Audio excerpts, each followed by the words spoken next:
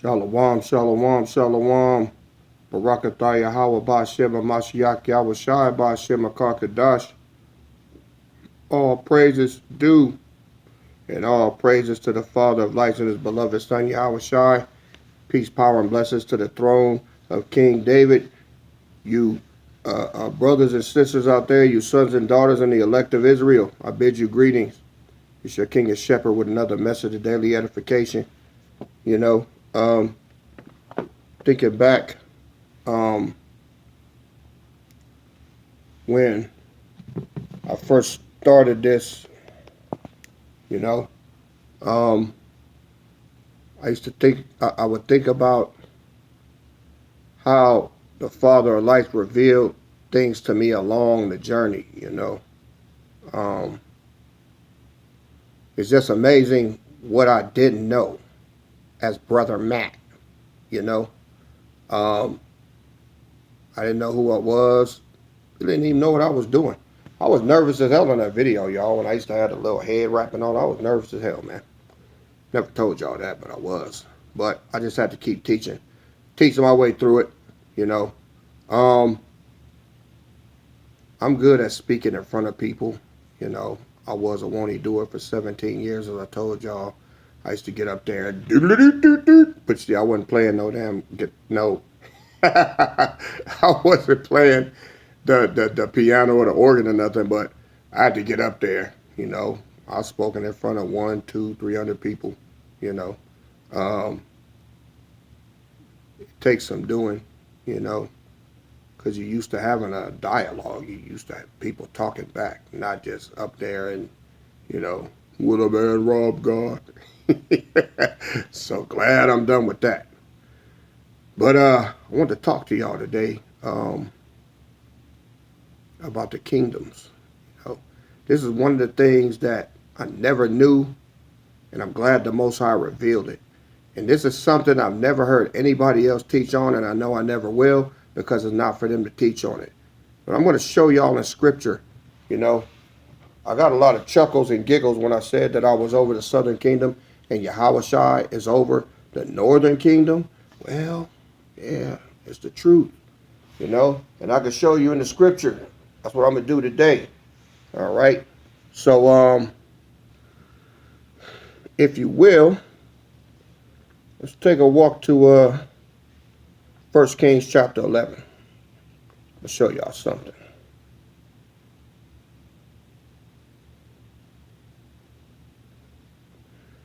Go start at verse 1. But King Solomon loved many strange women, together with the daughter of Pharaoh, women of the Moabites, Ammonites, Edomites, Zidonians, and Hittites. Of the nations concerning which the Lord said unto the children of Israel, all right, I'm going to say it again.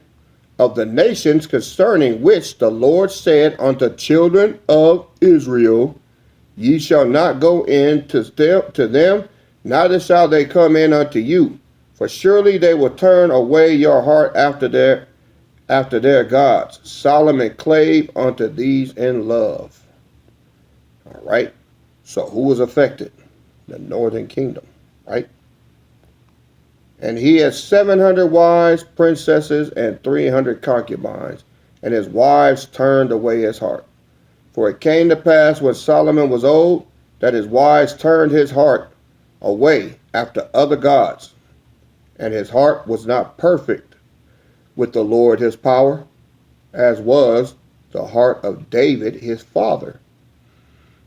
Verse 5, for Solomon went after Ashtoreth, the goddess of the Zidonians, and after Milcom, the abomination of the Ammonites. Verse 6, and Solomon did evil in the sight of the Lord, and went not fully after the Lord, as did David his father. Verse 7, then did Solomon build an high place for Chemosh, the abomination of Moab, in the hill that is before Jerusalem, and for Molech, the abomination of the children of Ammon.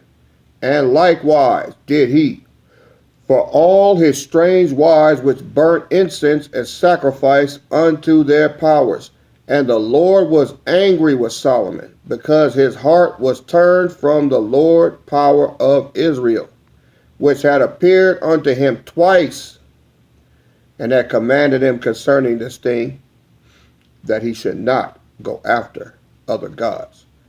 But he kept not that which the Lord commanded. Verse 11.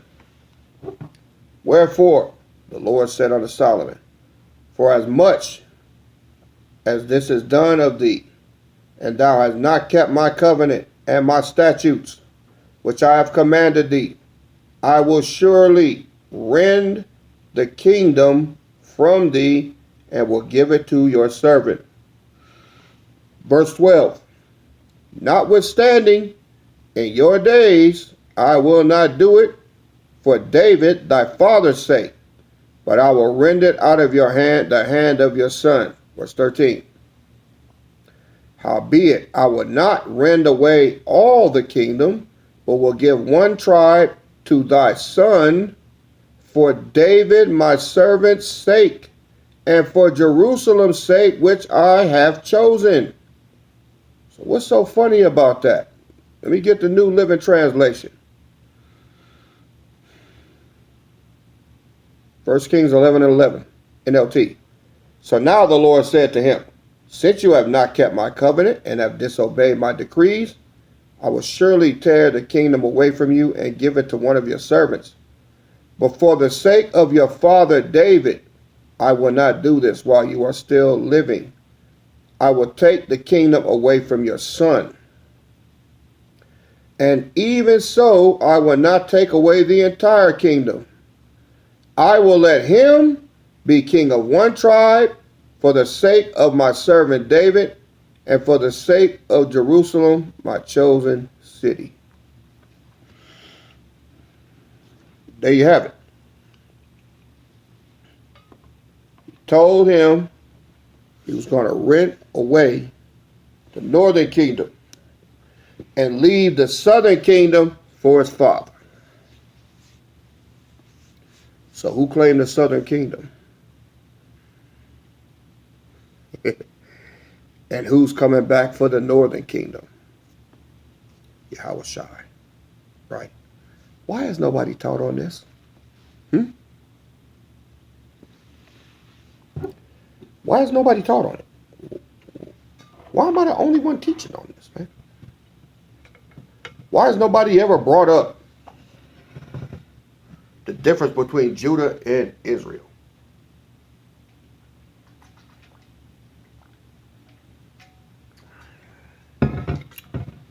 Well, it's because they can't. Only a king can claim his own territory. And I claim it. Judah is mine. It's my house. All right? Yahawashi, right, is over the northern kingdom. He's going to rule over that tribe. And you're going to take those two tribes and make one stick, pursuant to Ezekiel 37, right? Now, let's go to Jeremiah 31.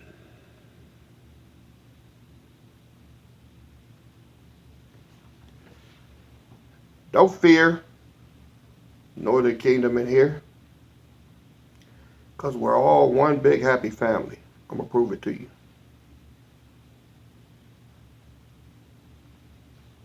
Let's start at verse 1. Jeremiah 31 and 1. At the same time, saith the Lord, will I be the power of all the families of Israel, and they shall be my people. Verse 2. Thus saith the Lord, the people which were left of the sword found grace in the wilderness, even Israel. When I went to cause him to rest, the Lord hath appeared of old unto me, saying, yea, I have loved thee with an everlasting love. Therefore with loving kindness have I drawn thee. Again I will build thee, and thou shalt not be built, O virgin of Israel. Thou shalt again be adorned with thy tabrets, and shalt go forth in the dances of them that make merry. Thou shalt yet plant vines upon the mountains of Samaria. The planters shall plant, and shall eat them as common things. For there shall be a day that the watchmen upon Mount Ephraim shall cry, Arise ye, and let us go up to Zion, unto the Lord our power. See? Why do you think it says in Ezekiel chapter 9, verse 7, that 6 men came from the higher gate? This is Jerusalem, and then this is Israel. But they're together. Judah's on top, Israel's on the bottom. All right? Verse 7. For thus saith the Lord, Sing with gladness for Jacob, and shout among the chief of the nations. Publish ye, praise ye, and say, O Lord, save thy people, the remnant of Israel. Israel got a remnant too. Behold, I will bring them from the north country, and gather them from the coast of the earth, and with them the blind and the lame, the woman with child, and her that travaileth with child together. A great company shall return thither. Verse 9. They shall come with weeping, and with supplication will I lead them. I will cause them to walk by the rivers of waters in a straight way, wherein they shall not stumble. For I am a father to Israel, and Ephraim is my firstborn. Hear the word of the Lord, O ye nations, and declare it in the isles afar off, and say, He that scattered Israel will gather him, and keep him as a shepherd does his flock. Verse 11. For the Lord hath redeemed Jacob, and ransomed him from the hand of him that was stronger than he.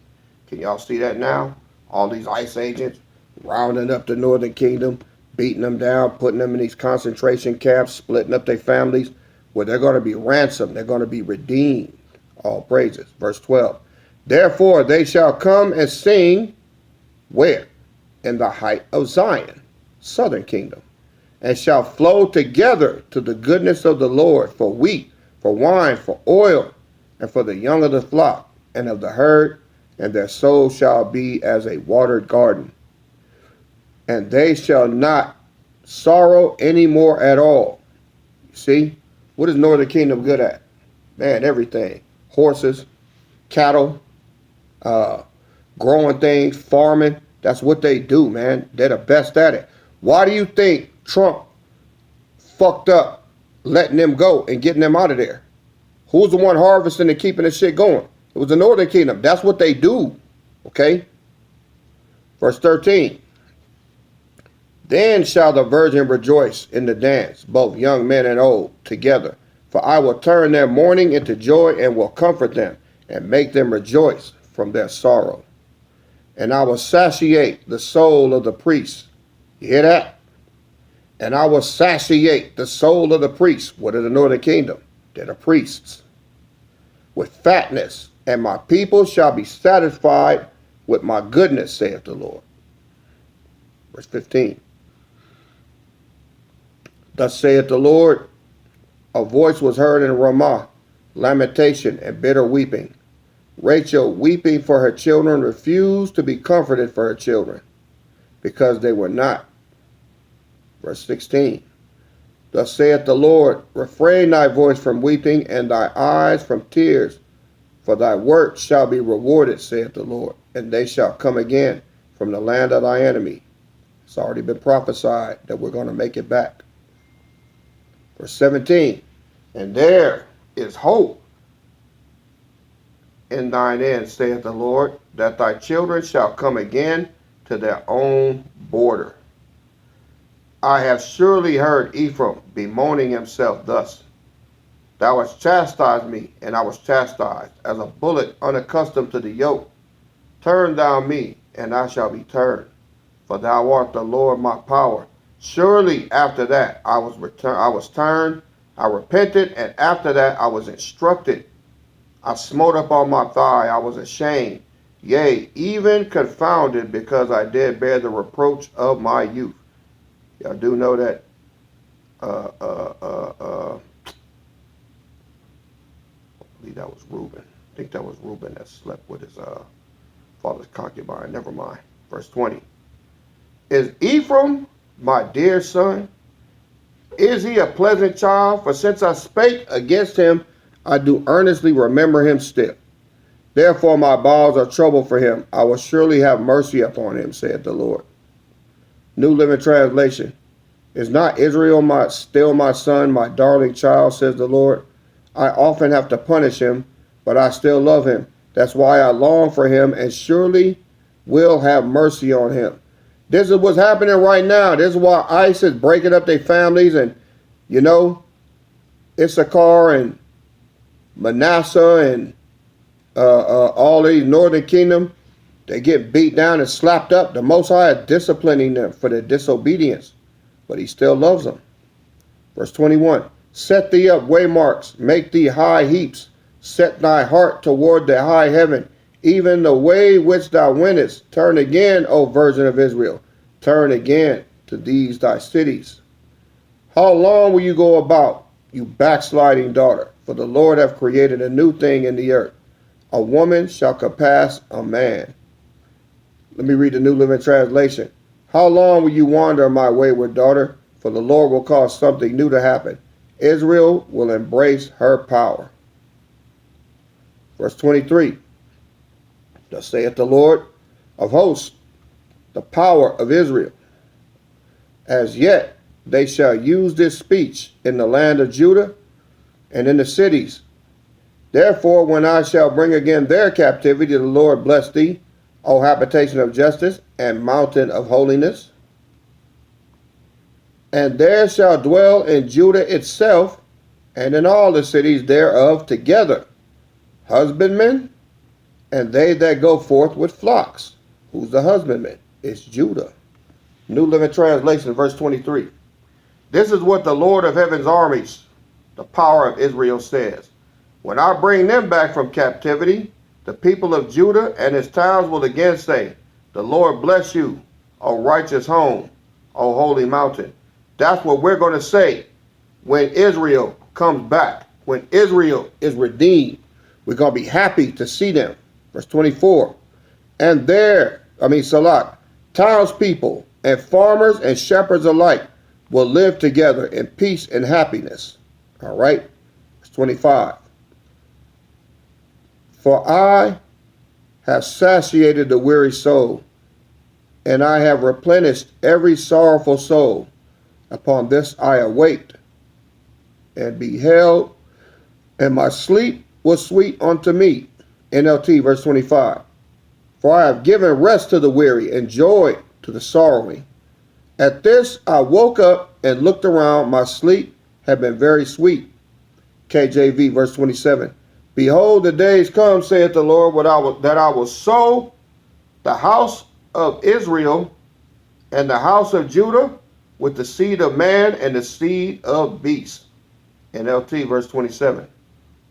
The day is coming, saith the Lord, when I will greatly increase the human population and the number of animals here in Israel and Judah. Verse 27, KJV.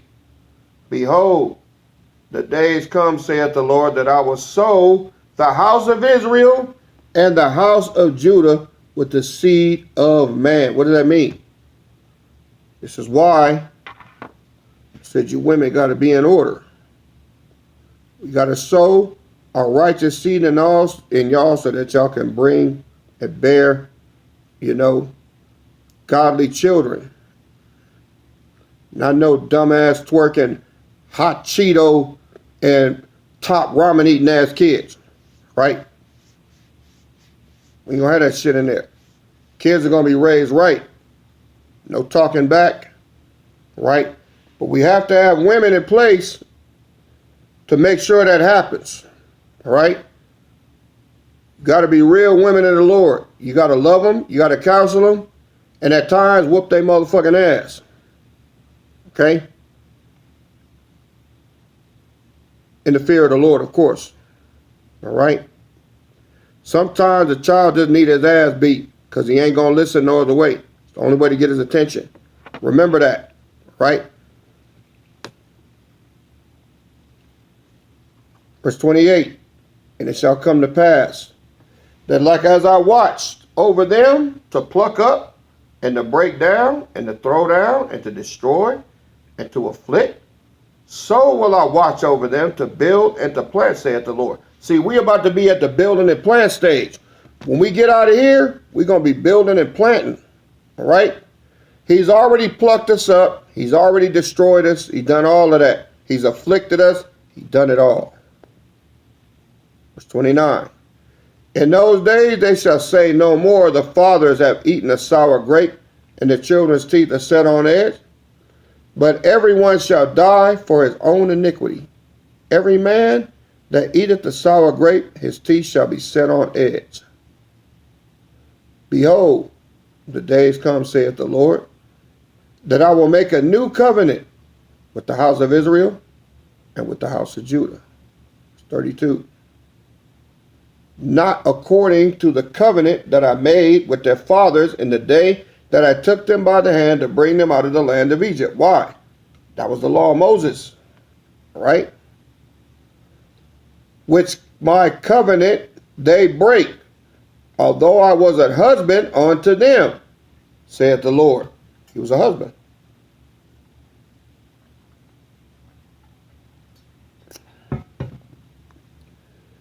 Verse 33. But this covenant shall be the covenant that I will make with the house of Israel after those days, saith the Lord. I will put my law in their inward parts and write it in their hearts, and will be their power, and they will be my people. And they shall teach no more every man his neighbor, and every man his brother, saying, Know the Lord, for they shall all know me. From the least of them unto the greatest of them, saith the Lord, for I will forgive their iniquity, and I will remember their sin no more. Thus saith the Lord, which giveth the sun for a light by day, and the ordinances of the moon and of the stars for a light by night, which divides the sea, which the waves thereof roar. The Lord of the hosts is his name.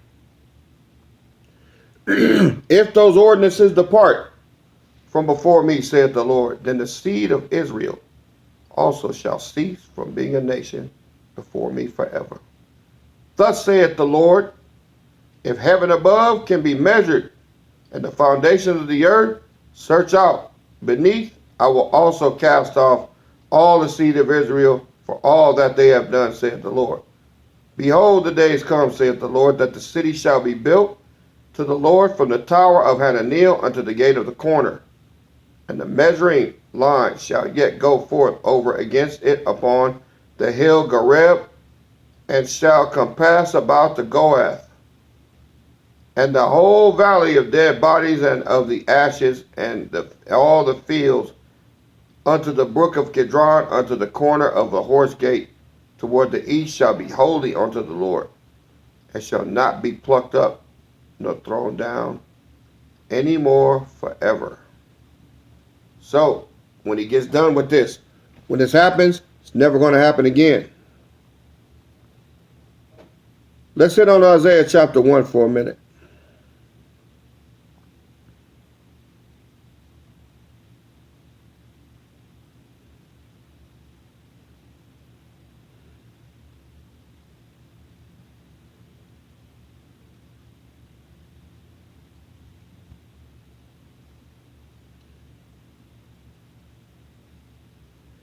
This is Isaiah chapter 1, verse 18. It says, Come now, and let us reason together, saith the Lord. Though your sins be as scarlet, they shall be as white as snow. Though they be red like crimson, they shall be as wool. If ye be willing and obedient, ye shall eat the good of the land. But if you refuse and rebel, you shall be devoured with the sword. For the mouth of the Lord has spoken it. Verse 21. How is the city, faithful city, become a harlot? It was full of a judgment, righteousness lodged in it, but now murderers Thy silver is become dross, thy wine is mixed with water. Thy princes are rebellious, a companion of thieves. Everyone loveth gifts and followeth afterwards. They judge not the fatherless, neither doth the cause of the widow come to them. Therefore thus saith the Lord, the host, the mighty one of Israel, I will ease me of my adversaries and avenge me of my enemies. And I will turn my hand upon you and purely purge away your dross and take away all your sin. And I will restore your judges as at the first, and thy counselors as at the beginning. Afterward you shall be called the city of righteousness and the faithful city. Zion shall be redeemed with judgment, and her converts with righteousness. And the destruction of the transgressors and of the sinners shall be together. And they that forsake the Lord shall be consumed. For they shall be ashamed of the oaks which they have stirred, and ye shall be confounded for the gardens that you have chosen. For ye shall be as an oak whose leaf fadeth, and as a gardener that have no water. And the strong shall be as a tow, and the maker of it as a spark, and they shall both burn together, and none shall quench them. So, during this end time, there's going to be two things going on. Israel's going to get delivered. Zion is going to get delivered. But we're still going to have some rebels in the mix. Don't let this be you. Let's go to Ezekiel chapter 20.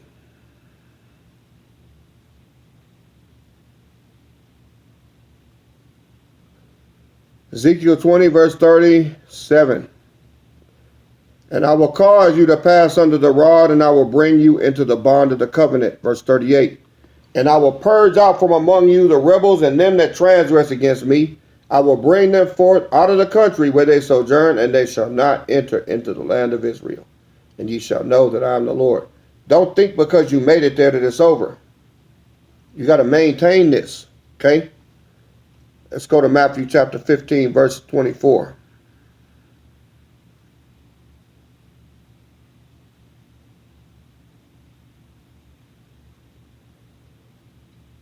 But he answered and said, I am not sent but unto the house of the lost sheep of the house of Israel.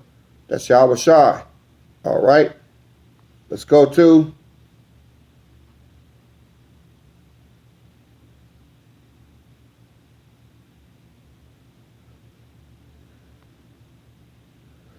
Luke 19 and 27. But those my enemies which would not that I should reign over them, bring hither and slay them before me. That's what Yahawashi said. The one whom you call Jesus Christ. So, this is just a reminder, y'all, that when this goes down, always keep this in mind, right? Always keep it on the forefront.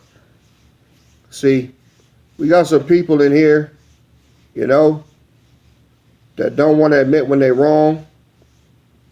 They don't want to receive any type of counseling.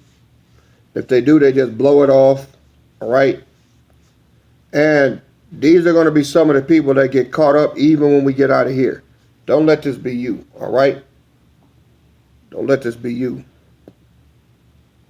Fall in. Be vulnerable. Be spiritual. By all means, handle things with the word as your guide. All right. This is going to go down. I can't tell you that enough. I know it's been a long time. I know it's been a hard road. But this is how the Most High purges out those that don't need to be here. Keep hanging on, all right? Well, that's the end of this video. This is slab number 2. Barakatah Yahweh Bashem Mashiach Yahawashi Bashem Kakadash. All praises. All right. One more to go, family. All right. This your King and Shepherd KD. And I'll see y'all on the next go round. KD out. Shalom.